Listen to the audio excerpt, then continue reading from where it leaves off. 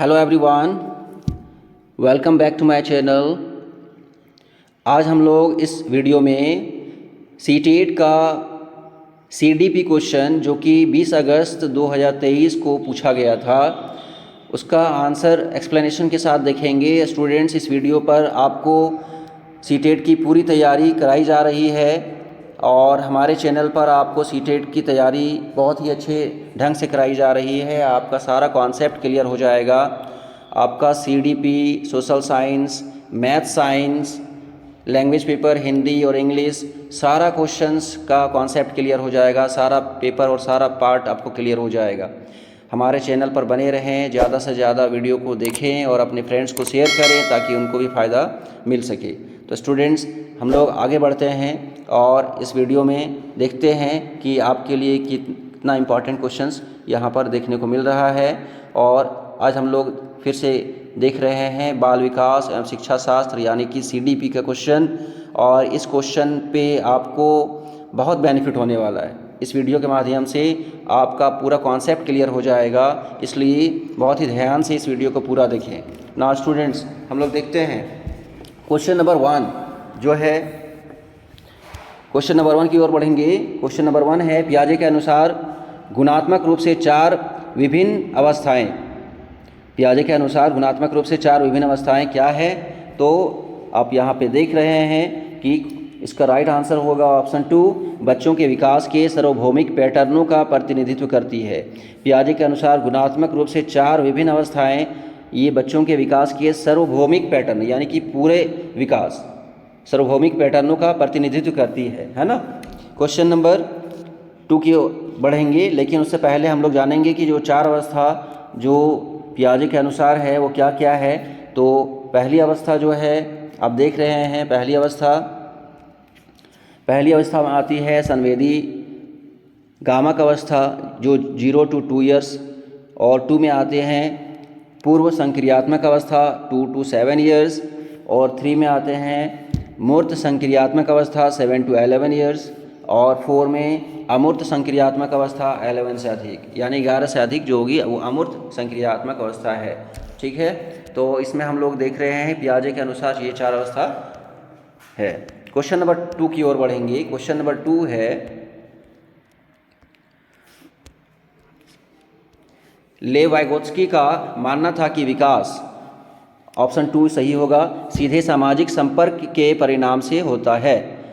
लेव वाइगोत्स्की का मानना क्या था कि विकास जो है वो सीधे सामाजिक संपर्क के परिणाम से होता है। यानी कि वाइगोत्स्की का मानना होता है कि समाज के संपर्क से जो परिणाम होगा विकास का वो सबसे ज़्यादा होगा। इसलिए लोग इन्वायरमेंट पर और समाज पर रहकर जो सीखते हैं वो सबसे ज़्यादा विकास होती है। नाउ क्वेश्चन नंबर हम लोग 3 देखेंगे। क्वेश्चन नंबर 3 की ओर बढ़ेंगे। क्वेश्चन नंबर 3 है, निम्नलिखित में से कौन सी पियाजे के संज्ञानात्मक विकास के सिद्धांत की सीमा है? इसका राइट आंसर होगा ऑप्शन 2, पियाजे के संज्ञानात्मक विकास के सिद्धांत की सीमा क्या है? तो वह संज्ञानात्मक विकास पर संस्कृति और सामाजिक कारकों के प्रभाव को ध्यान में नहीं रखता है। वह संज्ञानात्मक विकास पर संस्कृति और सामाजिक कारकों के प्रभाव को ध्यान में नहीं रखता है, ये ध्यान में रखेंगे। क्वेश्चन नंबर 4 की ओर बढ़ेंगे। क्वेश्चन नंबर 4 है, निम्नलिखित कथनों के पढ़िए तथा सही विकल्प का चयन कीजिए। अभिकथन ए दिया हुआ है, प्रत्येक वर्ष लता जो कि कक्षा 7 की शिक्षिका हैं, उनके क्षेत्र में करियर पर चर्चा करने के लिए एक महिला गणित प्रोफेसर और एक पुरुष नर्स को अपनी कक्षा में आमंत्रित करती है। तो 4 का अब देख रहे हैं, इसका जो कारण दिया हुआ है आर वो देखेंगे। लैंगिक यानी कि जेंडर अंतर जनजात और समाज के माध्यम से अधिग्रहित नहीं है। तो इसका जो राइट आंसर होगा वो ऑप्शन 4 है। ए सही है परंतु आर गलत है। जो ए दिया हुआ था कथन वो सही है, परंतु जो आर दिया हुआ है कारण ये गलत है। क्वेश्चन नंबर हम लोग 5 की ओर बढ़ेंगे। क्वेश्चन नंबर 5 है,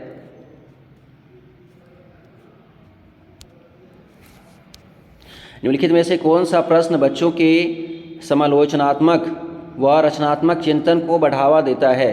तो इसका राइट आंसर क्या होगा? इसका राइट आंसर अब देखेंगे, इसका राइट आंसर 4 है, ऑप्शन 4 आप देख रहे हैं। पानी के बचाव के लिए सबसे अच्छा तरीका कौन सा हो सकता है और क्यों? इसका राइट आंसर 4 होगा। ठीक है ना। क्वेश्चन नंबर हम लोग 6 देखेंगे। क्वेश्चन नंबर 6 की ओर बढ़ते हैं। समावेशी शिक्षा में क्या शामिल है? समावेशी शिक्षा में क्या शामिल है? तो ऑप्शन 2 इसका सही होगा। व्यक्तिगत अंतरों की पहचान के परिणाम स्वरूप पाठ्यचर्या में लचीलापन, ये समावेशी शिक्षा में शामिल है। व्यक्तिगत अंतरों की पहचान के परिणाम स्वरूप पाठ्यचर्या में लचीलापन। क्वेश्चन नंबर 7 की ओर बढ़ेंगे। क्वेश्चन नंबर 7 की ओर देखते हैं हम लोग। क्वेश्चन नंबर 7 है,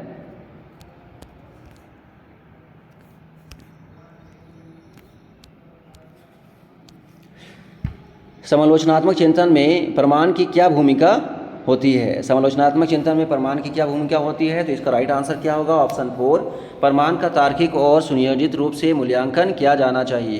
प्रमाण का तार्किक और सुनियोजित रूप से मूल्यांकन किया जाना चाहिए, ये समालोचनात्मक चिंतन में प्रमाण की भूमिका है। ठीक है। नाउ क्वेश्चन नंबर हम लोग 8 की ओर बढ़ेंगे। क्वेश्चन नंबर 8 है, निम्नलिखित कथनों को पढ़िए तथा सही विकल्प का चयन कीजिए। तो आप कथन देख रहे हैं। ए, बच्चों में संज्ञानात्मक विकास पर भाषा के प्रभाव पर जीन पियाजे और ले वाइगोत्स्की के दृष्टिकोण में भिन्नता है। तो कारण आर, खोज अधिगम में शिक्षक अवसर प्रदान करता है और विद्यार्थी समय जानकारी प्राप्त करने के लिए उन्मुख होते हैं। तो इसका क्या राइट आंसर होगा? राइट आंसर इसका होगा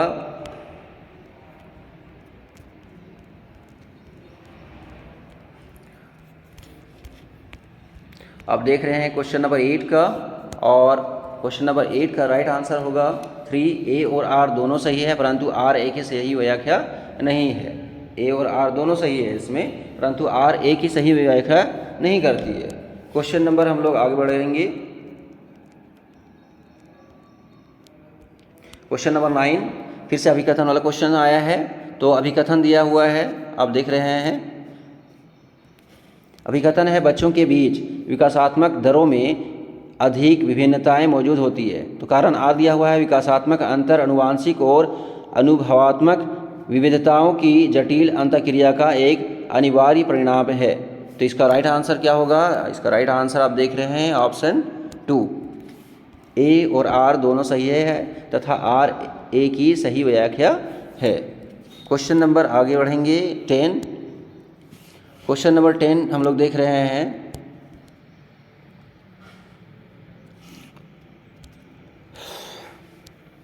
भाई बहन के रिश्ते, भाई बहन के जो रिश्ते होते हैं वो कैसे हैं? तो ऑप्शन 4 सही होगा। और ऑप्शन 4 आप देख रहे हैं, माता पिता और साथियों के साथ संबंधों से भिन्न होते हैं और बाल्यावस्था में समाजीकरण में महत्वपूर्ण भूमिका निभाते हैं। माता पिता और साथियों के साथ संबंधों से भिन्न होते हैं। माता पिता और साथियों के साथ संबंधों से भिन्न होते हैं। माता पिता का संबंध अलग है और साथियों के साथ संबंध अलग होता है। बाल्यावस्था में समाजीकरण में महत्वपूर्ण भूमिका निभाते हैं। क्वेश्चन नंबर हम लोग आगे बढ़ेंगे। क्वेश्चन नंबर 11 की ओर बढ़ते हैं। क्वेश्चन नंबर 11 है, निम्नलिखित कथनों में से विकास के किस सिद्धांत को दर्शाया गया है? जो बच्चे अपने शुरुआती वर्षों में भाषा सीखने के लिए अनुकूल वातावरण में वंचित रहते हैं, उन्हें बाद के जीवन में भाषा चुनने में थोड़ी कठिनाई होती है। जो बच्चे अपने शुरुआती वर्षों में भाषा सीखने के लिए अनुकूल वातावरण से वंचित रहते हैं, उन्हें बाद के जीवन में भाषा चुनने में थोड़ी कठिनाई होती है। ये सही बात है, बट इसका राइट आंसर क्या होगा? ऑप्शन 3 आप देख रहे हैं। ऑप्शन 3 इसका राइट आंसर होगा। भाषा और अनुभूति जटिल रूप से परस्पर संबंधित है। भाषा और अनुभूति जटिल रूप से परस्पर संबंधित है, इसलिए भाषा सीखने के लिए एक अनुकूल वातावरण में बच्चों को रखना चाहिए। क्वेश्चन नंबर हम लोग आगे बढ़ेंगे और देखेंगे 12।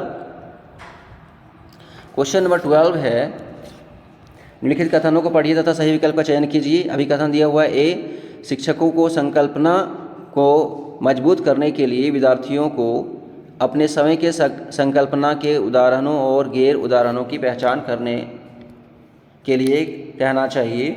आर दिया हुआ है, उदाहरणों के बारे में सोचने से संकल्पना को मजबूत किया जाता है, जबकि गैर उदाहरण विद्यार्थियों को प्रभावित करते हैं। इसका राइट आंसर क्या होगा? इसका राइट आंसर आप देखेंगे। इसका राइट आंसर आप देख रहे हैं 12 का 4 होगा। ए सही है परंतु आर गलत है। नाउ स्टूडेंट्स नेक्स्ट बढ़ेंगे। अधिगम के सामान्य सिद्धांत बताते हैं कि विद्यार्थी बेहतर रूप से सीखते हैं यदि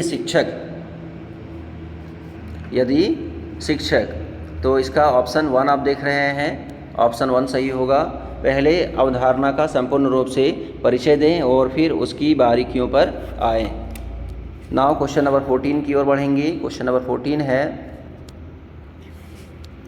एक शिक्षिका अपने विद्यार्थियों को अधिसंज्ञानात्मक कौशल विकसित करने में मदद करना चाहती है, तो निम्नलिखित में से कौन सी रणनीति सबसे प्रभावी होगी? तो राइट आंसर आपकी क्या होगी? 3, विद्यार्थियों को प्रोत्साहित करना कि वे स्वयं अपने अधिगम पर चिंतन करें और अपनी प्रगति का मूल्यांकन करें। विद्यार्थियों को प्रोत्साहित करना चाहिए कि स्वयं अपने यानी खुद अपना अधिगम पर चिंतन करें और अपनी प्रगति का मूल्यांकन करें। खुद से जब वो करने लगेंगे तो विद्यार्थी को ये बहुत ज़्यादा प्रोत्साहित मिलेगी।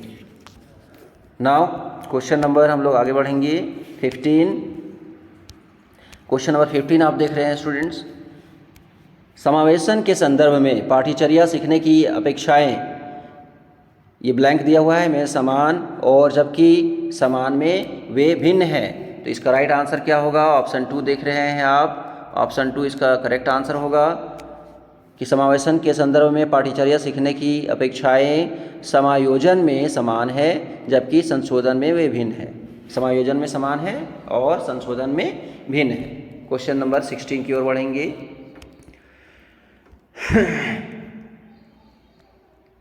निम्नलिखित में से कौन सा समूह उन विशिष्टताओं का सही ढंग से उल्लेख करता है जो प्रतिभाशाली विद्यार्थियों और कक्षा में अन्य विद्यार्थियों के बीच आमतौर पर भिन्न होते हैं? तो इसमें ऑप्शन दिया हुआ है, आप पहले देख लेंगे ABCD। तो ए समझ की अग्रवर्ती गहनता, सीखने की तेज गति, समझ के लिए दूसरों पर आधारित अधिक निर्भरता, शारीरिक विकास की तेज गति। तो इसमें आप देख रहे हैं ए और बी, समझ की अग्रवर्ती गहनता और सीखने की तेज गति, ये ऑप्शन 2 सही है, तो इसका राइट आंसर ऑप्शन 2 होगा। नेक्स्ट क्वेश्चन 17 देखेंगे। 17 दिया हुआ है कि श्रवण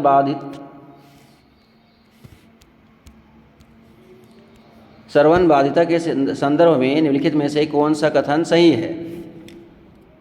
तो 17 में आप देख रहे हैं,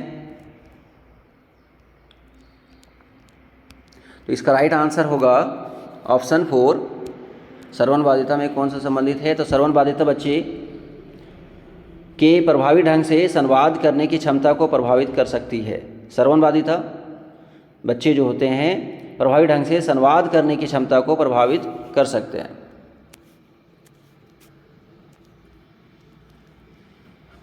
क्वेश्चन नंबर 18 की ओर बढ़ेंगे। क्वेश्चन नंबर 18 है,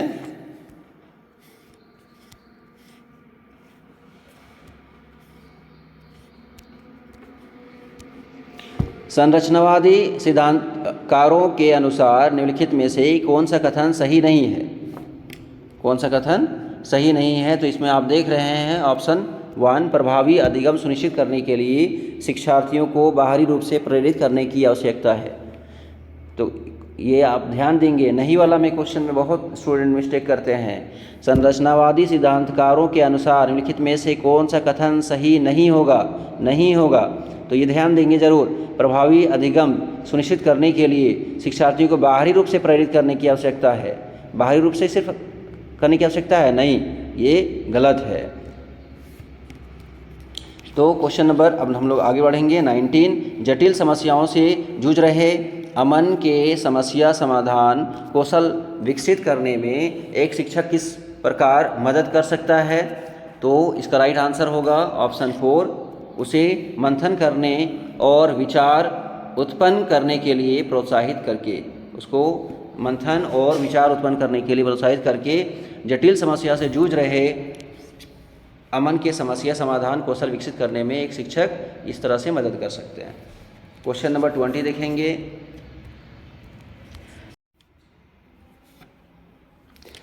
क्वेश्चन नंबर 20, बोध आधारित शिक्षण का अंतर्निहित सिद्धांत यह विश्वास है कि इसका राइट आंसर आप आज देख रहे हैं ऑप्शन 1 होगा। ऑप्शन 1, ऐसा करने के लिए एक सुविधाजनक वातावरण प्रदान किए जाने पर शिक्षार्थी ज्ञान का निर्माण कर सकते हैं। ठीक है, तो क्वेश्चन नंबर 21 की ओर बढ़ेंगे। क्वेश्चन नंबर 21 है, माध्यमिक कक्षाओं में अधिगम के लिए एक अनुकूल कक्षा का वातावरण ब्लैंक पर केंद्रित होता है। तो इसका राइट आंसर होगा ऑप्शन 3, सहकारी अधिगम। यानी कि माध्यमिक कक्षाओं में अधिगम के लिए एक अनुकूल कक्षा का वातावरण सहकारी अधिगम पर केंद्रित होता है। कैसे वातावरण पर आधारित होता है? सहकारी अधिगम पर। क्वेश्चन नंबर 22 देखेंगे। क्वेश्चन नंबर 22 में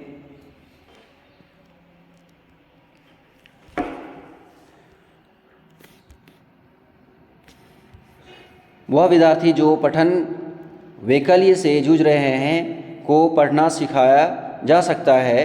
तो इसका राइट आंसर होगा ऑप्शन 2। ऑप्शन 2 आप देख रहे हैं, प्रणालीगत ध्वन्यात्मक प्रशिक्षण के माध्यम से।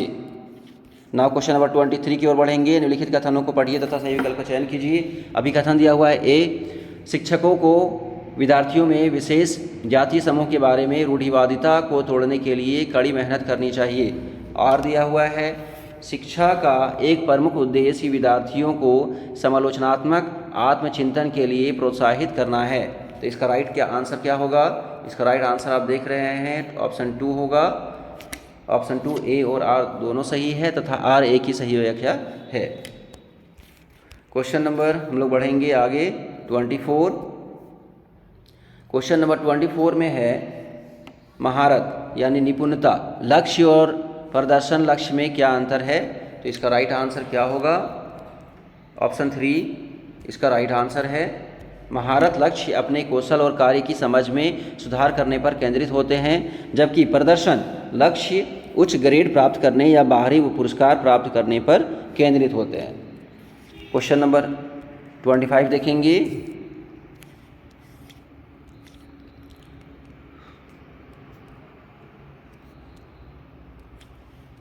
निम्नलिखित में से कौन सा आंतरिक अभिप्रेरणा का उदाहरण है? ऑप्शन 3 करेक्ट होगा। व्यक्तिगत आनंद के लिए एक वाद्य यंत्र बजाना। निम्नलिखित में से कौन सा आंतरिक अभिप्रेरणा का उदाहरण है? तो व्यक्तिगत आनंद के लिए एक वाद्य यंत्र बजाना, ये सही होगा। क्वेश्चन नंबर 26 की ओर बढ़ेंगे। क्वेश्चन नंबर 26 है, एक प्रगतिशील कक्षा में विद्यार्थी ए दिया हुआ है, अधिक प्रश्न नहीं पूछते हैं, शिक्षक से प्रश्न पूछते हैं। सी दिया हुआ है, एक दूसरे से प्रश्न पूछते हैं। डी दिया हुआ है, समय से प्रश्न पूछते हैं। तो इसका राइट आंसर क्या होगा? ये ए, सी और डी। ऑप्शन 1 करेक्ट होगा। शिक्षक से प्रश्न पूछते हैं, ये नहीं होगा। अधिगम प्रश्न नहीं पूछते हैं, अधिक प्रश्न नहीं पूछते हैं, एक दूसरे से प्रश्न पूछते हैं, समय से प्रश्न पूछते हैं। ये एक प्रगतिशील कक्षा में विद्यार्थी का ये दिमाग में चलता है और ऐसे ही काम करते हैं। क्वेश्चन नंबर हम लोग आगे देखेंगे 27। पुल्लिंग या स्त्रीलिंग होने से जुड़ी अपेक्षाओं को ब्लैंक कहा जाता है और इन्हें सीखा जाता है। तो ये क्वेश्चन रिपीट हुआ है स्टूडेंट्स। ये क्वेश्चन आप देख रहे हैं कि 2023 में ही जो 24 जनवरी 2023 को जो क्वेश्चन पूछा गया था, ये अगस्त में भी सेम क्वेश्चन पूछा गया है। पुल्लिंग या स्त्रीलिंग होने से जुड़ी अपेक्षाओं को कहा जाता है और उन्हें सीखा जाता है। तो ये क्या होता है? ये ऑप्शन 4 आपकी सही है। जेंडर भूमिकाएं बाल्यावस्था की सभी अवस्थाओं से लेकर वयस्कता में भी। नाउ नेक्स्ट क्वेश्चन की ओर बढ़ेंगे। Question number 28।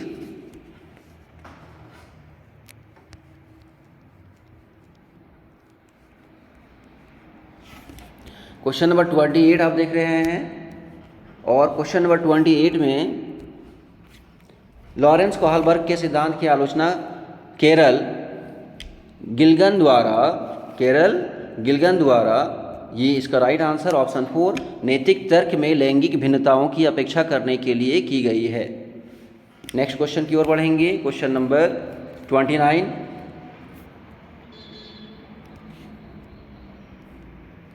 क्वेश्चन नंबर 29 आप देख रहे हैं, बुद्धि के संदर्भ में निम्नलिखित में से कौन सा दृष्टिकोण शिक्षार्थियों के बीच विविधता के सम्मानपूर्ण विचार का समर्थन करता है। तो इसका राइट आंसर होगा ऑप्शन टू। ऑप्शन टू आप देखेंगे, बुद्धि बहुआयामी और समस्या के साथ बदल सकती है। बुद्धि जो होती है बहुआयामी है और समस्या के साथ बदल सकती है। क्वेश्चन नंबर 30 देखेंगे।